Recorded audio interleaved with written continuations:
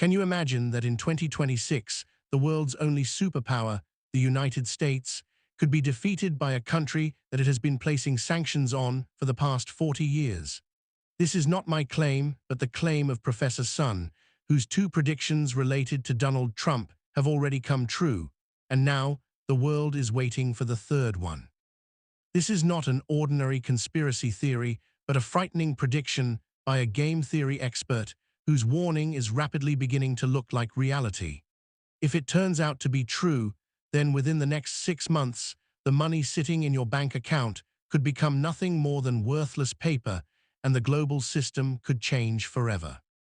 In this video, we expose the secret script that mainstream media is hiding from you and examine how Iran's cheap drones, costing only a few $100s, are challenging the pride of America's trillion-dollar military power, and most importantly, whether Donald Trump, using emergency war powers or attempting to extend his authority, could push the world toward a devastating conflict whose roots allegedly connect to secret societies and end-times agendas.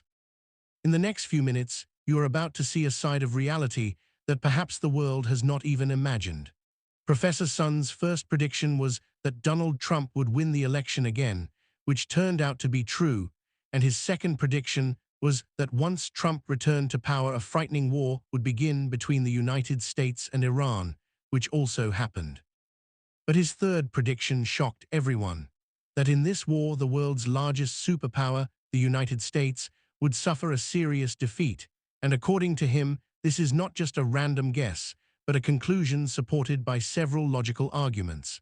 In this analysis, we try to understand how a military superpower like the United States could possibly lose to Iran. Professor Sun, who is considered an expert in game theory and geopolitical events, stated clearly in a recent interview that the United States cannot win this war under the current circumstances. According to his analysis, Iran has not been preparing for this conflict for just a year or two, but for more than 20 years. And within Iran's political and ideological framework, this confrontation is often portrayed as a final struggle in which the United States is seen as the Great Satan. The conflict that occurred in June of the previous year provided Iran with valuable experience because it was not merely an attack.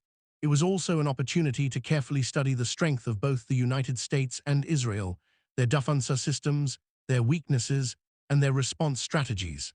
After that event, Iran had around 8 months to prepare for the next stage, while appearing to remain engaged in dialogue with the United States, effectively buying time. A key element of Iran's strategy is that it does not rely solely on direct confrontation, but instead makes extensive use of allied proxy groups, including the Houthis in Yemen, Hezbollah in Lebanon, Hamas in Palestine, and various Shia militant groups in Iraq and Syria. These groups have collectively studied American military behavior and tactics, and their strategy is not simply to target American soldiers, but to disrupt the broader American power structure and the global economic system supporting it. Instead of attacking the United States directly, they often target countries that form the economic backbone of American influence, particularly the Gulf Cooperation Council states such as Saudi Arabia, the United Arab Emirates, Qatar, and Bahrain. Iran's strategy is considered dangerous because it focuses not only on military bases, but also on critical energy infrastructure and water systems. Many Middle Eastern countries have limited natural freshwater resources and depend heavily on desalination plants that convert seawater into drinking water, with more than 60% of their supply coming from these facilities. Professor Sun illustrated this with a striking example. A small Iranian drone costing only a few $100s could strike a major desalination plant serving a city like Riyadh, and if that plant were destroyed, a city with roughly 10 million residents could face severe water shortages within 2 weeks.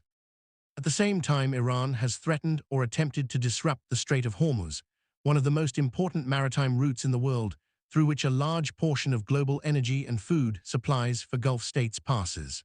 While many people assume such tensions would only cause inflation or economic instability, the argument is that prolonged disruption could threaten the economic stability of countries like Saudi Arabia and the United Arab Emirates. These countries are also closely connected to the American economic system through the petrodollar structure, because they sell oil globally in US dollars, which maintains high demand for the currency, and they often reinvest those dollars back into the United States through stock markets, technology sectors, and real estate. In recent years, large investments from Gulf states have also flowed into artificial intelligence infrastructure and data centers in the United States, so a disruption in their oil revenue could potentially reduce that investment and affect American financial markets. Professor Sun describes this dependency as resembling a fragile financial structure that could face serious pressure during a prolonged conflict.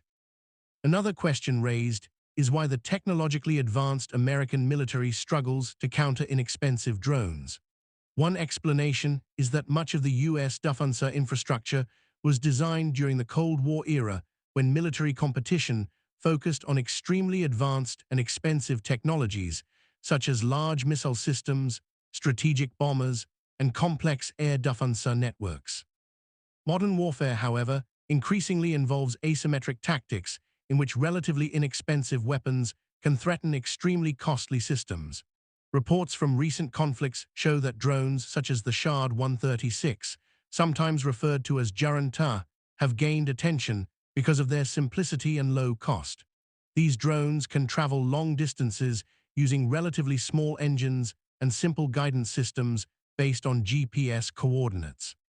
Because they fly at relatively low altitudes and can be produced at lower cost, intercepting them with high-priced defensive missiles can create a financial imbalance, where destroying a low-cost drone requires the use of a missile costing several $million.